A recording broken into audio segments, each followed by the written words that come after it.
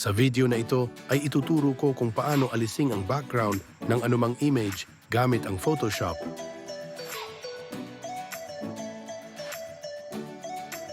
First, kailangan i-duplicate ang image upang magkaroon tayo ng backup na image. I-drag sa plus icon sa ibaba ang image o di kaya ay i-press ang Ctrl at J. I-click sa image na nasa ibaba. Ngayon gagawa tayo ng solid color layer na magsisilbing panibagong background ng image kapag naalis na natin ang original background. I-select natin itong kulay yellow-orange. Sumunod ay kailangan naman i-select ang image upang maalis ito sa background. Isa sa paraan ay paggamit ng AI tool sa Photoshop.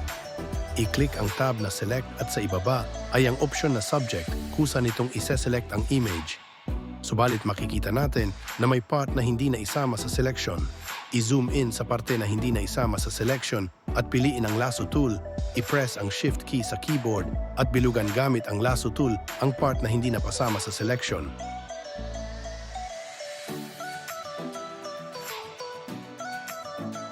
I-click ang mask icon sa baba upang maitago sa pamamagitan ng mask ang background.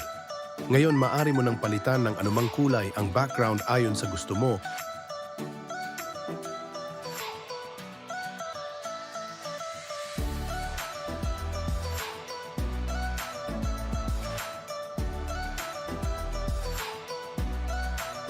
Ang isa namang paraan ay ang paggamit ng Object Selection Tool. I-click lamang upang ma-select ang image.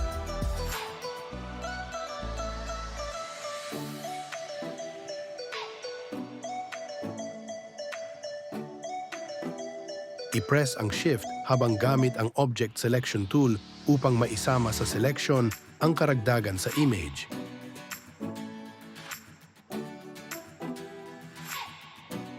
Katulad din ng nauna, i-click din ang mask icon. Ngayon, maaari mo nang palitan ang background ng ayon sa iyong kagustuhan.